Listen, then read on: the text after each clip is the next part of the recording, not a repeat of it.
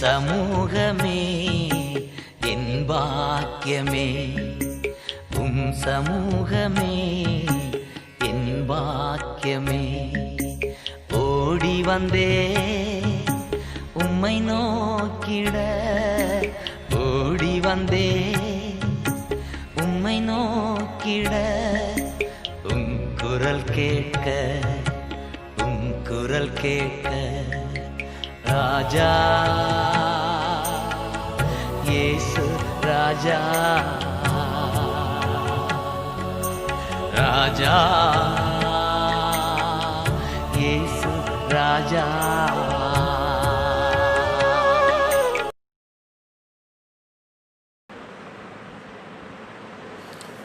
கர்த்தருடைய நாமம் ஒன்றே மையப்படுவதாக. இரட்சகராகிய இயேசு கிறிஸ்துவின் இனிய நாமத்தில் உங்களை யாவரையும் வாழ்த்துகிறேன். மீண்டுமாக தேவனை ஆராதிக்கும்படியாக வந்திருக்கிற உங்கள் யாவரையும் கர்த்தர் பிரகாசிப்பாராக.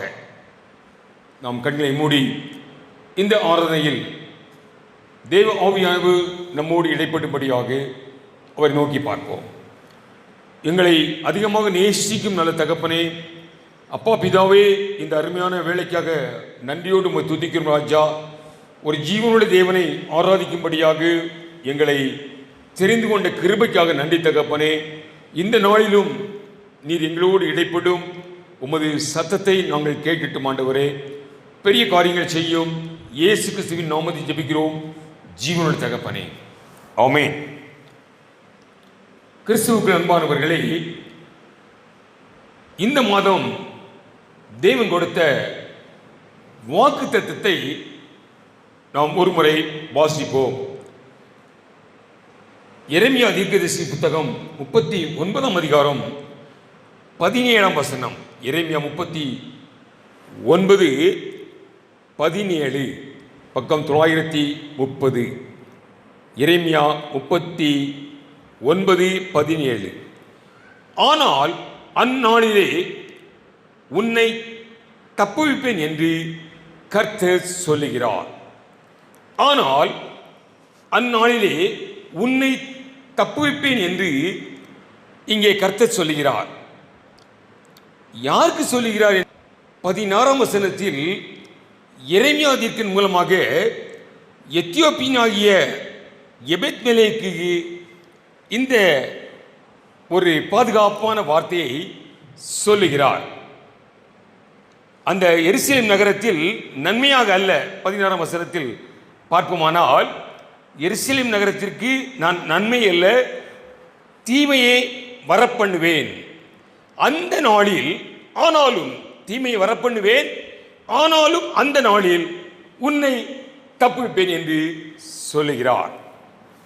எனக்கு அருமையானவர்களே, இந்த வாக்குத்தத்தம், இந்த வல்லமையான வார்த்தையை சொன்ன சந்தர்ப்பத்தை நாம் ஆராய்ந்து பார்ப்போமானால், இந்த வாக்குத்தத்தத்தில் உள்ள முக்கியத்துவத்தை, ஒரு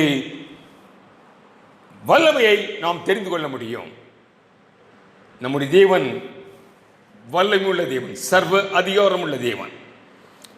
எந்த சூழ்நிலையில் இப்படி ஒரு பாதுகாப்பான, ஒரு நம்பிக்கை அளிக்கக்கூடிய, நம்மளை பலப்படுத்துகிற ஒரு வார்த்தையை சொன்னார் என்றால், 38ஆம் அதிகாரத்தை எடுத்துக்கொள்வோம். எரேமியா 38ல் நமக்கு தெரியும், சீதேக்கியா ராஜாவின் நாட்களில் எரேமியாவை தண்ணீர் இல்லாத கிணற்றுக்குள் துறவிலே போட்டு விட்டார்கள். அங்கே அவன் அந்த உளையான சேற்றில், அந்த துறவிலே அமிழ்ந்து கொண்டிருக்கிறான். அந்த உளையான சேற்றிலே எரேமியா அமிழ்ந்து கொண்டிருக்கும் பொழுது 38:7ஆம் வசனத்தை வாசிக்கணும் பாருங்க. அவர்கள் எரேமியாவை துறவிலே போட்டதை ராஜாவின் அரண்மனையில் இருந்து எத்தியோப்பியனாகிய எபெத்மெலேக்கு என்னும் ஒரு பிரதானி கேள்விப்பட்டான். ஒரு ஹை அபிஷியல், அரண்மனையில் உள்ள ஒரு பெரிய அதிகாரியான அந்த எபெத்மெலேக்கு கேள்விப்பட்டு, தொடர்ந்து வாசிப்போனால் ராஜாட்ட போய் சொல்றான், இது ஒரு தகாத செய்கையா இருக்கிறது. எரேமியாவை நீங்கள் துறவிலே போட்டது ஒரு தகாத செய்கை என்றால், எரேமியா தாயின் கற்பத்தில் தேவன் தெரிந்து கொண்ட ஒரு தீர்க்கதரிசி. உலகத்திற்கு எச்சரிப்பையும் தேவனுடைய திட்டங்களையும் கொடுப்பதற்கு தாயின் கருவிலே தெரிந்து கொண்ட ஒரு தீர்க்கதரிசி எரேமியா. எனவே அவனுக்கு தகாத செய்கையாக செய்துவிட்டீர் என்று ராஜாட்ட போய் கேட்கிறான்.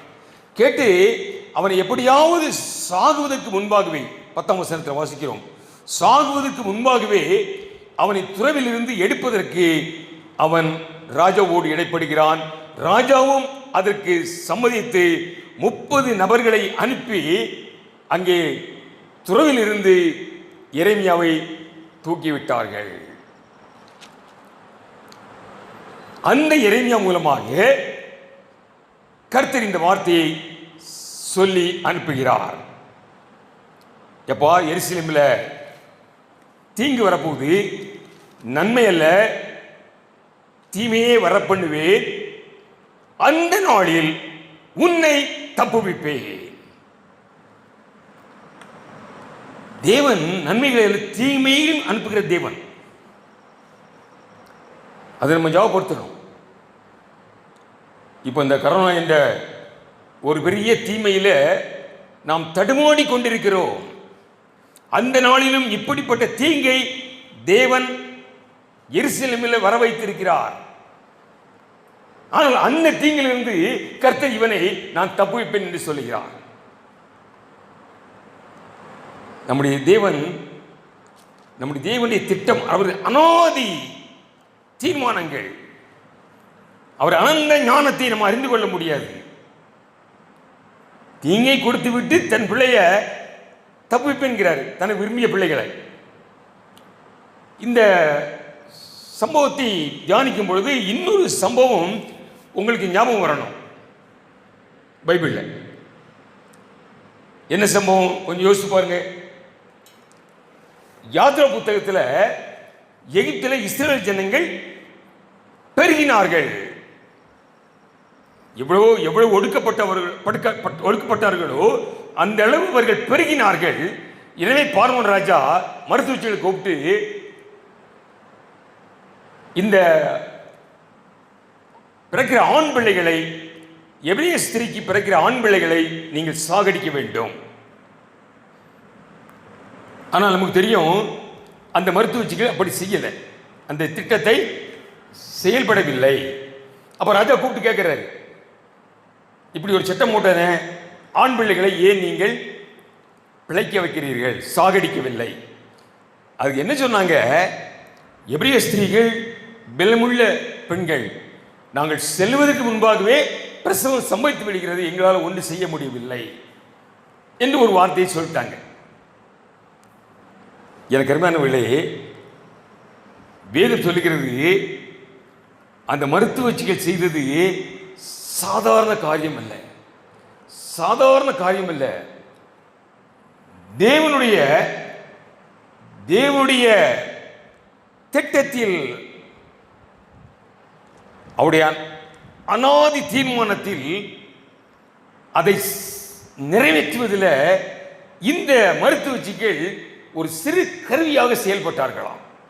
தேவனுடைய திட்டத்தை பாதுகாக்க. தேவனுடைய திட்டம் இஸ்ரவேலரை வானத்து நட்சத்திரத்தை மாதிரி பெருகி செய்வது அவருடைய திட்டம். அவர் அவங்க வாக்கு கொடுத்தாரு. அப்ப அந்த திட்டத்தை தடையில்லாமல் நிறைவேற்றுவதற்கு இந்த மருத்துவச்சிகள் ஒரு சிறு கருவியாக செயல்பட்டார்களாம். To preserve the master plan of our God, a small instrument to preserve the master plan of our God. நல்ல கவனிக்கணும், பெரிய காரியம் செய்யல. மருத்துவச்சிக்கு சபைக்கு போயிருக்க மாட்டாங்க, காணிக்க போட்டுக்க மாட்டாங்க, ஞானஸ்தானம் எடுத்திருக்க மாட்டாங்க, அபிஷேகம் பெற்றிருக்க மாட்டாங்க. ஆனால் தேவனுடைய திட்டத்தில் ஒரு சிறு கருவியாக செயல்பட்டார்கள். அது நிமித்தமாக அங்கு வாசிக்கிறோம், ஆதியாகமம்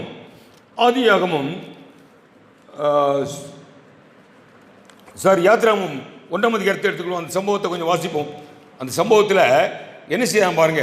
யாத்ராகமம் 1ஆம் அதிகாரம் 17 வசனத்தில் மருத்துவச்சிகளோ தேவனுக்கு பயந்ததினால் எகிப்தின் ராஜா தங்களுக்கு இட்ட கட்டளையின்படி செய்யாமல் ஆண் பிள்ளைகளையும் உயிரோடு காப்பாற்றினார்கள். இது நிமித்தம் 20 வசனம், தேவன் மருத்துவச்சிகளுக்கு நன்மை செய்தார். அடுத்த வசனத்தில் அவர்கள் குடும்பங்களை தலைக்கும்படி செய்தார். மருத்துவச்சிகளுக்கு நன்மை செய்தார், குடும்பங்களை தலைக்கும்படி செய்தார். இதை விட பெரிய ஆசீர்வாதம் என்ன வேணும்? குடும்பங்களை, இந்த குடும்ப ஆசீர்வாதங்களுக்காக ஓடிக்கொண்டிருக்கிறோம். குடும்பம் ஆசீர்வதிக்கப்பட குடும்பங்களை ஆசீர்வதித்தார், தலைக்கும்படி பெருக செய்தார். ஓசியா 1ஆம் அதிகாரம் 7ஆம் வசனத்தை எடுங்க. இன்னொரு சம்பவத்தை கொஞ்சம் நினைப்போம். ஓசியா 1ஆம் அதிகாரம் 7, 1050 பக்கம், 1050 பக்கத்தில் அங்க சொல்லாரு,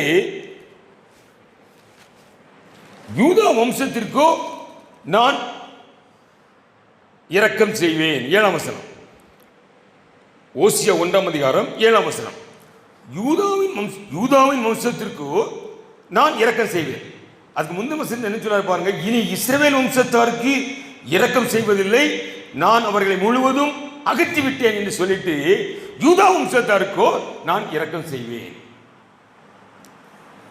ஏன் அந்த யூதா வம்சத்தின் மேல அவ்வளவு ஒரு பெரிய தேவனுக்கு ஒரு அக்கறை? ஆதியாகமம் 37 எடுங்க.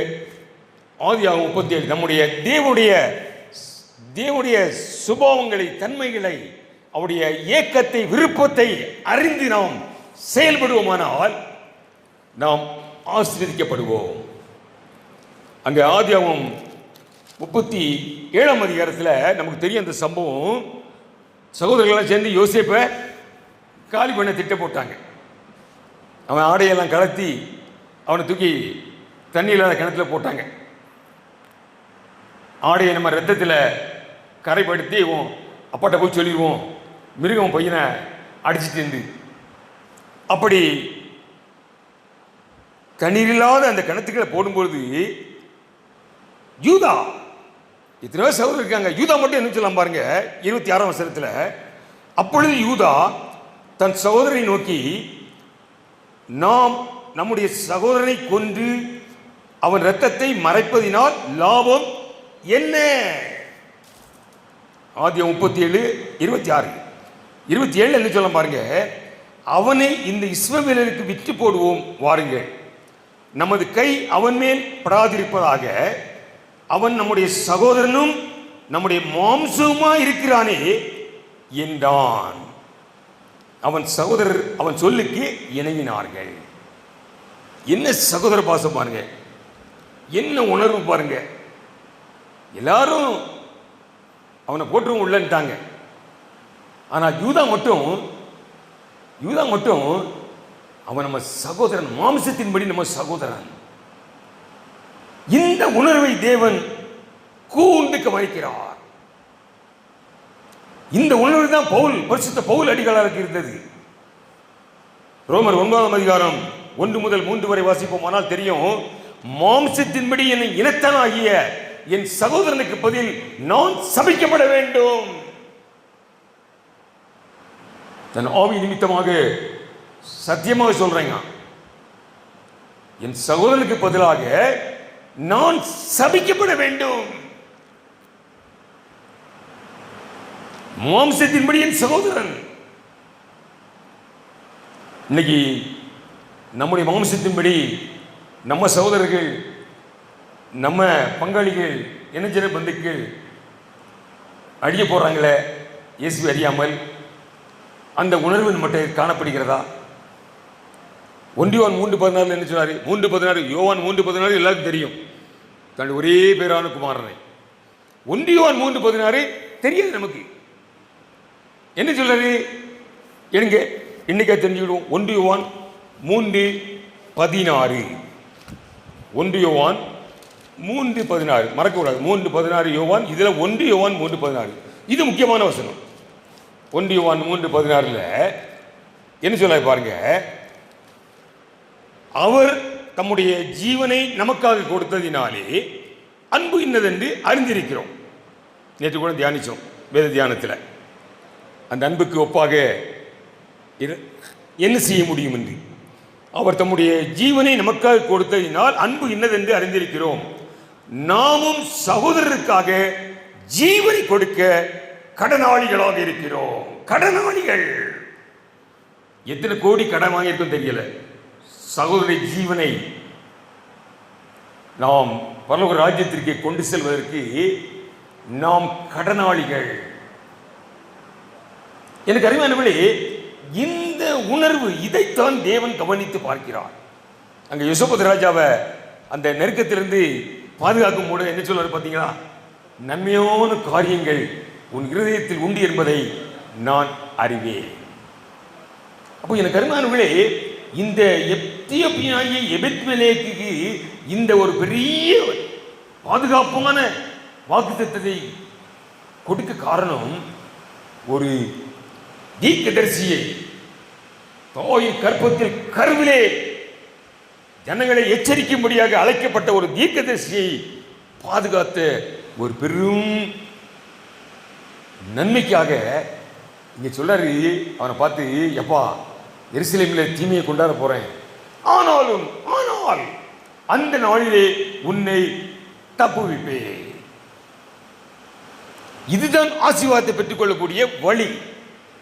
இன்னைக்கு இப்படிப்பட்ட வழிகளை சபையில் போதிப்பது இல்லை. ஆசீர்வாதம் என்று தலையை உடைச்சுக்கிட்டு இருக்கும். ஜெபத்தில் முட்டி மோதுறோம், ஆசீர்வதி ஆண்டவரே என்று. ஆனால் இங்கு தியானிக்கிற வசனங்கள் ஆசீர்வாதத்தின் திறவுகோல் வசனங்கள். நான் அடிக்கடி சொல்லுவேன், ஆசீர்வாதத்தின் திறவுகோல் வசனங்களை நாம் தியானிக்கிறோம்.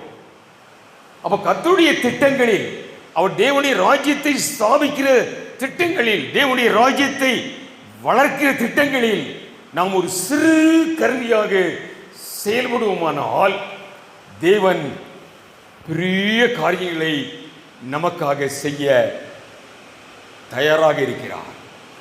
ஆமென். அல்லேலூயா, அல்லேலூயா. எனக்கு அருமையானவர்களே, அந்த நாள் என்ன என்பதை நாம் தெரிந்து கொள்ள வேண்டும். என்ன சொல்றாரு? அந்த நாளில் உன்னை தப்புவிப்பேன். அதை தெரிந்து கொண்டால்தான் இந்த வாக்குத்தத்தத்துடைய முக்கியத்துவத்தை அறிய முடியும். அந்த நாள் என்பது அங்க சொன்னாரு, நான் எருசலேமில் தீமையை கொண்டு வர போகிறேன், நன்மை அல்ல தீமையை கொண்டு வர போகிறேன். அந்த நாளில் உன்னை நான் தப்புவிப்பேன். அந்த நாள் அதனுடைய முக்கியத்தை பார்க்க வேண்டும் என்றால் யோவேல் தீர்க்கதரிசி புத்தகத்தை எடுத்துக்கொள்வோம். 1060 பக்கம் 1060 யோவேல் தீர்க்கதரிசி புத்தகத்தில் தான் அந்த நாள் என்று அந்த நாளுடைய பயங்கரத்தை அங்கே தீர்க்கன் சொல்லுகிறார். அந்த நாள் நெருங்கி கொண்டு வருகிறது. நடக்கிற சம்பவங்களை பார்க்கும் பொழுது அந்த நாள் வந்து கொண்டிருக்கிறது. 15 பாருங்க, அந்த நாளின் நிமித்தம் ஐயோ, கர்த்தருடைய நாள் சமீபமாய் இருக்கிறது, அது சங்கானம் போல் சர்வ வல்லவிடத்திலிருந்து வருகிறது. அந்த நாள் வந்து கொண்டிருக்கிறது. இப்ப ஆரம்பிச்சாச்சு. அப்ப இந்த நாளில், அதான் அந்த நாள் நிமித்தம் ஐயோ. 2ஆம் அதிகாரம் 1-2 வாசிக்கும் பாருங்க. சியோனிலே எக்காலம் ஊதுங்கள், என் பரிசுத்த பர்வதத்திலே எச்சரிப்பின் சத்தமிடுங்கள், தேசத்தின் குடிகள் எல்லாம் தத்தளிக்க கடவர்கள், ஏனெனில் கர்த்தருடைய நாள் வருகிறது, அது சமீபமாயிருக்கிறது. இப்பொழுது தேவன் அதை நினைவுபடுத்துகிறான். கர்த்தருடைய வருகை சமீபமாயிருக்கிறது. வசனங்கள் நிறைவேறிக் கொண்டிருக்கிறது. அடையாளங்கள் காணப்பட்டு கொண்டிருக்கிறது. அப்போ இந்த நாளில் தேவன் என்னையும் உங்களையும் தப்புவிக்க வேண்டும் என்றால் கர்த்தருடைய திட்டத்தில் கர்த்தருக்காக எதையாவது ஒன்று செய்ய நாம் தீர்மானிக்க வேண்டும். தேவன் வாக்கு கொடுக்கிறார், அந்நாளில் உன்னை தப்புவிப்பேன். தப்புவிக்க பண்ணும். எப்படிப்பட்ட நாள் வருது தெரியாது நமக்கு. ஓடி ஒழிக்கிறோம். முகங்களை மூடி அலைகிறோம். மலைகளிலும் குன்றுகளிலும் போய் பதுங்கிக் கொள்வார்கள். அப்படிப்பட்ட காலங்கள் வரப்போகுது. இன்னைக்கு வீட்டுக்குள்ள பதுங்கி இருக்கிறோம். இன்னைக்கு வீட்டுக்குள்ள பதுங்கி இருக்கிறோம். வேதம் சொல்லுகிறது, நாம் வெளியில போய் மலைகளிலும் குன்றுகளிலும் பதுங்கக்கூடிய காலங்கள் வருமா? அந்த நாளில் தேவன் நம்மை தப்பு வைக்க நாம் தியானித்தபடி அந்த எபத்மேலேக்கை போல, மருத்துவச்சிகளை போல நாம் இதையாவது ஒன்றை செய்ய முன்வர வேண்டும். எனக்கு அன்பானவர்களே, இந்த நாளில் நாம் செய்ய வேண்டிய 3 காரியங்களை நாம் இந்த யோவேல் தீர்க்கதரிசியின் மூலமாக தியானித்து நாம் நம்மை தேவனிடமிருந்து தேவனுடைய ஆசீர்வாதத்துக்குள் கடந்து செல்ல நம்மை ஆயத்தப்படுத்திக் கொள்ளப் போகிறோம். யோவேல் தீர்க்கன் இதை எச்சரிப்பாக நமக்கு எழுதுகிறார். தேவ ஆவியானவர் யோவேல் மூலமாக எச்சரிக்கிறார். முதலாவதாக நாம் செய்ய வேண்டியது இந்த நாட்களில், இப்படிப்பட்ட நெருக்கமான காலகட்டத்தில், சொல்ல போனால் இந்த லாக்டவுன் பீரியடில் தேவன் ஒரு திட்டத்தோடு அவர் எல்லாவற்றையும் நேர்த்தியாக அதன் காலத்தில் செய்கிறவர். அப்போ இந்த நெருக்கத்தில் நாம் செய்ய வேண்டிய 3 காரியங்கள். முதலாவதாக யோவேல் புத்தகம் 2ஆம் அதிகாரம் 13ஆம் வசனம். யோவேல் 2:13. நீங்கள் உங்கள் வஸ்திரங்களை அல்ல, உங்கள் இருதயங்களை கிழித்து உங்கள் தேவனாகிய கர்த்தரிடத்தில் திரும்புங்கள். அவர் இரக்கமும் மன உருக்கமும் நீடிய சாந்தமும் மிகுந்த கிருபையும் உள்ளவர். அவர் தீங்குக்கு மனஸ்தாபப்படுகிறவருமாயிருக்கிறார். நாம் செய்ய வேண்டிய காரியம், இந்த நெருக்கடியான இந்த லாக்டவுன் பீரியடில் நம்மை நாம் சுத்திகரிக்க வேண்டும். அதற்காகவே தேவன் தம்முடைய ஜனங்களையும் தம்முடைய சபையையும் சுத்திகரிப்பதற்காக இந்த லாக்டவுனை, இந்த நெருக்கத்தை அனுமதித்திருக்கிறார். நான் அடிக்கடி சொல்லுவேன், ஒரே கல்ல பல மாங்காயை அடிக்கிற தேவன் நம் தேவன். ஒரே கல்லில் பல மாங்காய் வேணுமா? அத மாதிரி இந்த லாக்டவுன், இந்த நெருக்கத்தில் ஒன்று தன்னுடைய ஜனங்கள் தன்னுடைய சபையை சுத்திகரிக்கிறார். அப்புறம் 2வதாக கர்த்தரே தேவன் என்று ஜனங்கள் கதறி தேவனுடைய பாதத்தில் விழும்படியாக. எலியா தீர்க்க நாட்களில் பாருங்க, எலியா தேவனுடைய வல்லமை அக்னியாக இறக்கினார். எல்லோரும் கர்த்தரே தேவன் என்று விழுந்தார்கள். அப்படி ஒரு சம்பவத்தை தேவன் கொண்டு வர போகிறார். அதே நேரத்தில் என்னையும் உங்களையும் பரிசுத்தத்தின் மேல் பரிசுத்தமடைய வைக்கிறார், சுத்திகரிக்கிறார். இதோ இன்னைக்கு சபையில் ஆபீஸ் கிடையாது, ஃபேக்டரி கிடையாது, வேலை கிடையாது என்று நாம் ஒருவேளை தொலைக்காட்சி பெட்டி முன்பாகவும் ஏதோ ஜனங்கள்கிட்ட கதை பேசிக்கிட்டு இருப்போமானால், ஒன்று சொல்லிக் கொள்கிறேன், நமக்கு ஐயோ. இந்த காலத்தை பயன்படுத்திக் கொள்ள வேண்டும். வாசிப்போம், எபேசியர் 5:16 வாசிப்போம். எபேசியர் 5:16 என்ன புத்திமதி, என்ன தேவன் நமக்கு சொல்லுகிறார்? எபேசியர் 5:16 நாட்கள் பொல்லாதவைகள் ஆனதால் காலத்தை பிரயோஜனப்படுத்திக் கொள்ளுங்கள். இந்த நாட்களில் எல்லாம் நம்மளே பார்க்குறோம், ஆண்கள்லாம் ஜாலியாக உட்காந்து சீட்டு விளையாடுறாங்க, எல்லாம் விளையாடுறாங்க, இதெல்லாமும் பண்ணிக்கிட்டு இருக்காங்க. என்ன வேலை கிடையாது, எங்கேயும் போக முடியாது, யாரும் கேட்க முடியாது. ஆனால் கர்த்தருடைய பிள்ளைகளாகிய நமக்கோ இந்த காலத்தை பிரயோஜனப்படுத்திக் கொள்ள வேண்டும். அவர்கள் பாக்கியவான்கள். நாம் இந்த நெருக்கடி காலங்களில் நாம் இருதயத்தை கிழித்து மனம் திரும்ப வேண்டும். ஒருவேளை சபை மூடி இருப்பதற்கு நான் தான் காரணமோ என்று நம்மை நாமே ஆராய்ந்து பார்க்க வேண்டிய காலகட்டத்திற்கு நாம் தள்ளப்பட்டிருக்கிறோம். அப்படி ஆராய்ந்து பார்க்கிற பிள்ளைகள் கர்த்தர் சமூகத்தில் பாக்கியவான்கள். ஒருவேளை கர்த்தருடைய சபை மூடி இருப்பதற்கு நான் தான் காரணமோ?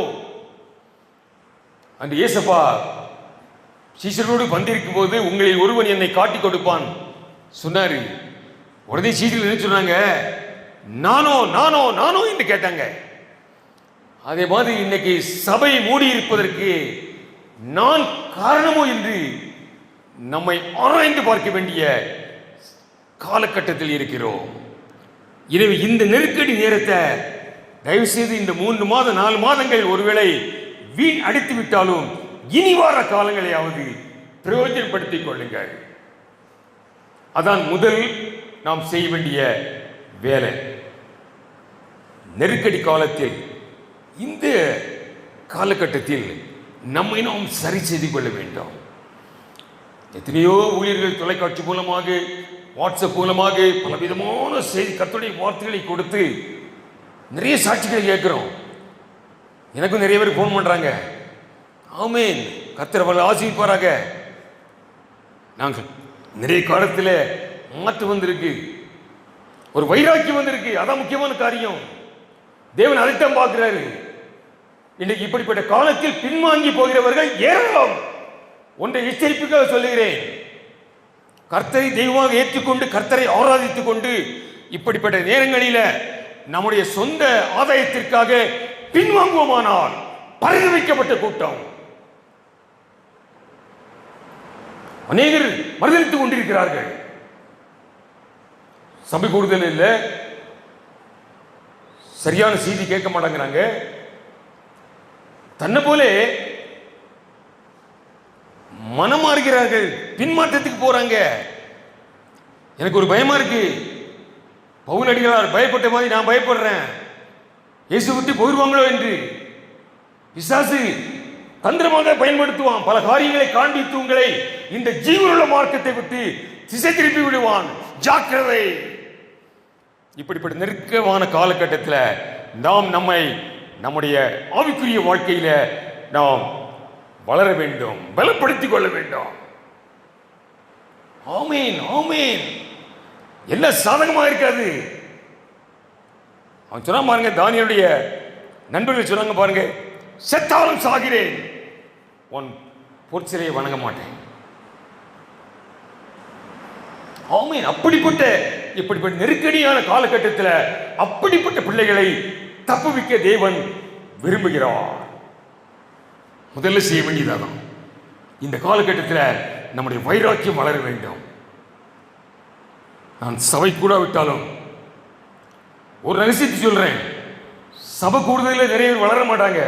இப்படிப்பட்ட தனியாக தேவனை ஆராதிக்கும் பொழுது, குடும்பமாக ஆராதிக்கும் பொழுது தேவ பிரசன்னத்தில் வளர்வதற்கு நிறைய வாய்ப்பு உண்டு. நீங்கள் கர்த்தரை ருசித்து பாருங்க. சபை கூடி வரும்போது எல்லாம் ஒரு ஷோக்கா வந்துட்டு போயிடுவோம். இப்போ அப்படி இல்லை. குடும்பமாக தேவ சமூகத்தில் முழங்கால் படியிட்டு ஆராதித்து நாம் ஆவிக்குரிய வளர்ச்சியில வளர்கிறோம். அப்போ முதலாவது செய்ய வேண்டிய காரியம் இப்படிப்பட்ட நெருக்கடியான காலகட்டத்தில் நாம் மனம் திரும்பி நம்மை வளர்க்க வேண்டும். இரண்டாவதாக யோவேல் புத்தகம் 3ஆம் அதிகாரம் 9-10 வசனங்களை வாசிக்கிறேன். யோவேல் புத்தகம் 3ஆம் அதிகாரம் 9-10, 1062 பக்கம். இரண்டாவது நாம் செய்ய வேண்டிய காரியம், இதை புறஜாதிகளுக்குள்ளே கூறுங்கள், யுத்தத்துக்கு ஆயத்தம் பண்ணுங்கள், பராக்கிரமசாலிகளை எழுப்புங்கள், யுத்த வீரர் எல்லோரும் ஏறி வர கடவர்கள். நாம் சமீபத்தில் தான் தியானித்து முடித்தோம். ஆவிக்குரிய பயணத்தில் தேவன் நம்மை யுத்த புருஷர்களாக, யுத்த சன்னத்தர்களாக உருவாக்குகிறார். அதுதாங்க சொல்றாரு. முதலாவதாக உன்னை பரிசுத்தப்படுத்தி மனம் திரும்பி மேலும் மேலும் வளர்ந்துக்க. இரண்டாவது, யுத்த வீரர்களாக யுத்தத்திற்கு ஆயத்தம் பண்ணுங்கள். யுத்த வீரர் எல்லோரும் சேர்ந்தேறி வர கடவீர்கள் என்றால் நம்முடைய யுத்தத்திற்காக யுத்த வீரர்களாக நம்ம அழைத்திருக்கிறார். யுத்த வீரர்களாக என்னை உங்களையும் அழைக்கிறார். சகரியா 10:3 சகரியா 10:3 சொல்றாரு, சிறந்த யுத்த குதிரைகளாக என் பிள்ளைகளை நிறுத்துவேன். நம்ம சாதாரண ஆள் கிடையாது. யுத்த வீரர்கள் சிறந்த யுத்த குதிரைகளாக, சிறந்த யுத்த குதிரைகளாக நம்மளை நிறுத்துவாராம். என்ன யுத்தம்? முழங்கால் யுத்தம். தேவனுடைய ராஜ்யத்தை உருவாக்க, சத்ருவின் கோட்டை தகர்த்தெறிய முழங்கால் யுத்தம் பண்ணுகிற பிள்ளைகளை தேவன் தேடுகிறார். ஆமா, எபேசியரை வாசிக்கிறோம், நேரமில்ல வாசிக்கிறோம். நம்முடைய போராட்டங்கள், யுத்தங்கள் மாம்சத்தோடும் இரத்தத்தோடும் அல்ல, வான மண்டலங்களில் உள்ள பொல்லாத ஆவிகளின் சேனைகளோடு. அதற்கு நாம் யுத்தம் செய்ய வேண்டும், யுத்தத்தில் எதிர்த்து நிற்க வேண்டும். அதுக்கு தான் அடுத்த வசனம் சொல்ல பாருங்க. யோவேல் 3:10 உங்கள் மண்மட்டிகளை பட்டயங்களாகவும், நல்லா கவனிக்கணும், மண்மட்டிகளை பட்டயங்களாகவும் உங்கள் அறிவாட்களை ஈட்டிகளாகவும் அடியுங்கள். மண்மட்டிகளை பட்டயங்களாகவும் உங்கள் அறிவாட்களை ஈட்டிகளாகவும். நீங்கள் இதுவரை பராமரிப்புக்காக மண்வட்டிகள் அருவாள்களை வீட்டில் வச்சிருப்பீங்க. மண்வட்டி நல்லா தோட்டம் போட்டு காய்கறி போட்டு நல்லா சாப்பிட, அரிவாள்கள் வீட்டில் வெங்காயம் தக்காளி வெட்டி சாம்பார் வைக்கிறது. மண்வட்டியும் அரிவாளும் இதுக்கு தான் வச்சிருக்கோம். இப்போ சொல்லாரு, நீங்கள் எப்படிப்பட்ட காலத்தில் இருக்கிறீர்கள் என்றால் அந்த மண்வட்டிகளை பட்டயங்களாக, அரிவாள்களை வீட்டில் காய்கறி வெட்டுறதுக்கு அருவாளை பயன்படுத்த பாருங்க, அந்த அருவாள்களை நீங்கள் ஈட்டிகளாக உருவாக்குங்கள். ஏனென்றால் யுத்த சன்னத்தர்களாக. இதோ இதுக்கு சரியான விளக்கம் சொல்ல போனா, நம்ம குடும்பம், நம்ம காரியம், நம்ம வேலை, நம்ம ஒட்டி பிள்ளைகள் என்று ஜெபித்த நாட்கள் போதும். அது பராமரிப்பு ஜெபம். கருத்து சித்தமான ஆழமாக நம்ம தியானிப்போம் தொடர்ந்து. அது பராமரிப்பு ஜெபம், நம்மளை பாதுகாக்க, நம்ம குடும்பத்தை பாதுகாக்க ஜெபம். அந்த ஜெபம் போதும்.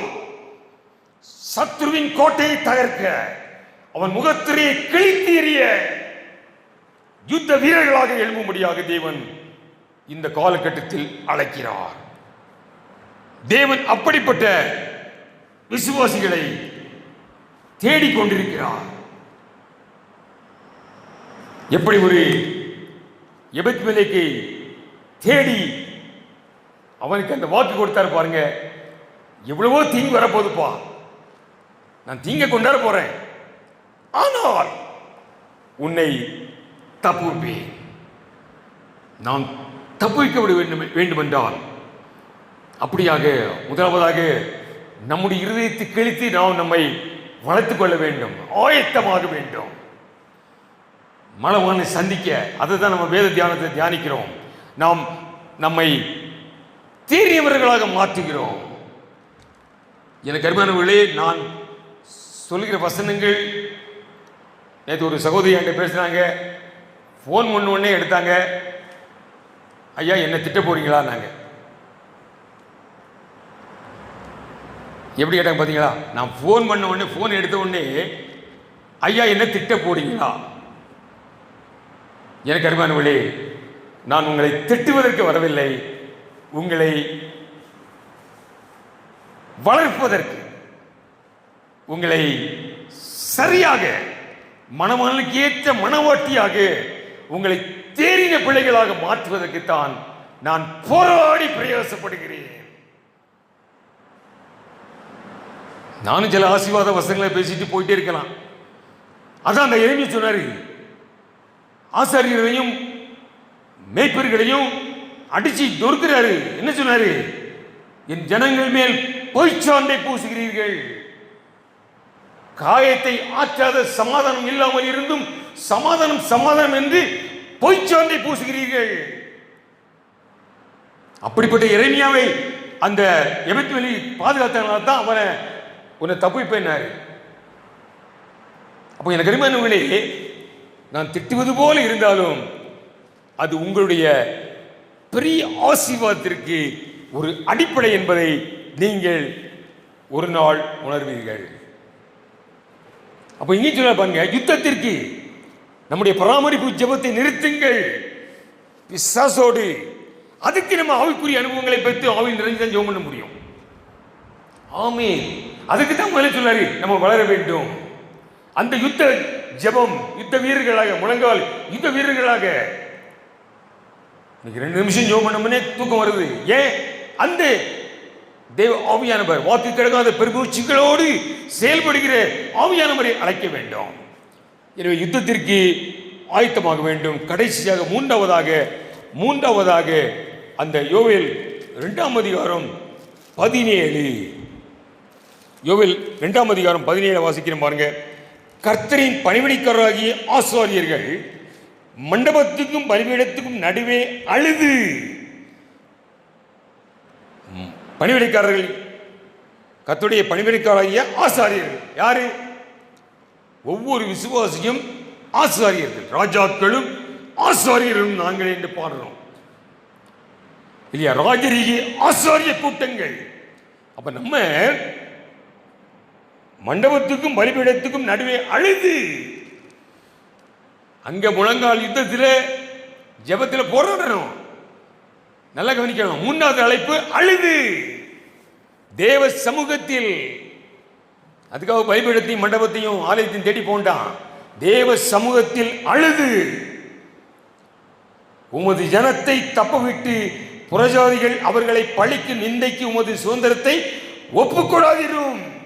உங்கள் தேவன் எங்கே என்று புறஜாதிகளுக்குள்ளே சொல்லப்படுவானேன் என்று மன்றாடுகிற பிள்ளைகளை தேவன் தேடுகிறார். 3வது செய்ய வேண்டிய காரியம்.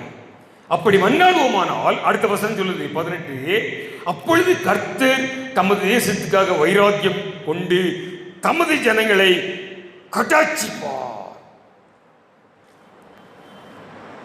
அழுது மன்றாடுகிற பிள்ளைகள். நான் சொன்ன இன்னைக்கு வாக்குத்தத்தம், அந்த எபெத்வேலுக்கு ஒரு எரேமியா தீர்க்கனை பாதுகாக்க செயல்பட்டான்.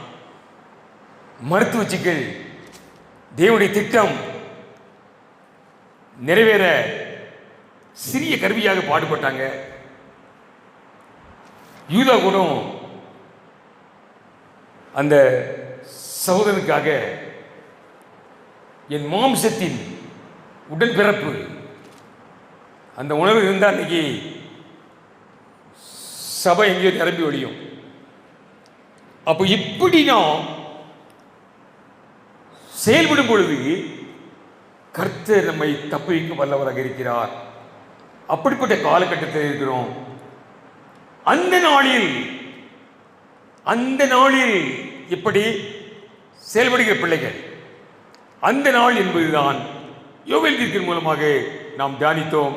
அது பயங்கரமான நாள். அந்த நாளை சகிக்கிறவன் யார்? அந்த நாளை சகிப்பவன் யார்? ஆலயத்தில் விட்டு ஆகாரமும் சந்தோஷமும் நீக்கப்படவில்லை என்கிறாரு. யோவேல் புத்தகத்தை தியானிச்சு பாருங்க. நீட் ஆஃப் தவர் இந்த நேரத்தில் தியானிக்க வேண்டிய புத்தகம். ஆலயத்தை விட்டு ஆகாரமும் சந்தோஷமும் நீக்கப்பட்டு போய்விட்டது. அப்படிப்பட்ட காலகட்டத்தில் நாம் இருதயத்தை கிழித்து வளர வேண்டும். யுத்த வீரர்களாக செயல்பட வேண்டும். மன்றாட்டு வீரர்களாக நாம் தேவ சமூகத்தில் அழுது ஜனமுடைய ரட்சிப்புக்காக நாம் மன்றாட வேண்டும். கண்களை மூடி தேவனை நோக்கி பார்ப்போம். அந்த நாளில் உன்னை தப்புவிப்பேன் என்று தேவன் நம்மோடு பேசியிருக்கிறார். அந்த நாள் என்பது இதே தாங்க முடியல. இந்த கொரோனா இந்த சாதாரண காரியத்தையே தாங்க முடியல. இன்னும் எப்படிப்பட்ட நாள் வரப்போகிறதோ, எப்படிப்பட்ட பஞ்சம், எப்படிப்பட்ட நெருக்கடி வரப்போதோ தெரியாது. ஆனாலும் தேவன் சொல்லாரு, அந்த நாளில் உன்னை தப்புவிப்பேன். அல்லேலூயா. அப்படி தப்புவிக்கப்பட தேவன் நம்மோடு பேசியிருக்கிறார். அதுக்கு நாம் கீழ்ப்படிவோம். கண்களை மூடி ஜெபிப்போம். எங்களை அதிகமாக நேசிக்கும் நல்ல தகப்பனே, இந்த அருமையான ஆராதனை வேலைக்காக நன்றியோடு போய் துதிக்கிறோம் ராஜா. எங்களோடு பேசிய நல்ல வார்த்தைகளுக்காக நன்றி தகப்பனே. எல்லா ஆபத்திலிருந்து எங்களை தப்புவிப்பேன் என்று சொன்ன நல்ல ஒரு எங்களை தைரியப்படுத்துகிற வார்த்தைக்காக நன்றி தகப்பனே. அப்படியே நாங்களும் தப்புவிக்கப்பட போவதற்காக நன்றி தகப்பனே. நாங்கள் தியானித்தபடி ஆண்டவரே, நாங்கள் ஆவிக்குரிய வாழ்க்கையில வளர நாங்கள் மனம் திரும்ப உதவி செய்யும் ஆண்டவரே. நாங்கள் யுத்த வீரர்களாக செயல்பட, மன்னாட்டு வீரர்களாக செயல்பட எங்களை தகுதிப்படுத்தும், பலப்படுத்தும். பெரிய காரியங்கள் செய்யும். இயேசு கிறிஸ்துவின் நாமத்தில் ஜெபிக்கிறோம் ஜீவன தகப்பனே, ஆமென். எல்லாரும் சேர்ந்து சொல்லும். என் ஆத்துமாவே கர்த்தரை சோதரி, என் முழு உள்ளமே பரிசுத்த நாமத்தை சோதரி. என் ஆத்துமாவே கர்த்தரை சோதரி, அவர் செய்த சகல உபகாரங்களையும் மறவாதே. நம்முடைய கர்த்தராகிய இயேசு கிறிஸ்துவுடைய கிருபையும் பிதாவாகிய தேவனுடைய அன்பும் பரிசுத்தாவின் ஐக்கியமும் நம் அனைவரோடு சதா காலங்களிலும் நிலையாக இருப்பதாக. ஆமென். அல்லேலூயா. கர்த்தர் உங்களை ஆசீர்வதிப்பார்.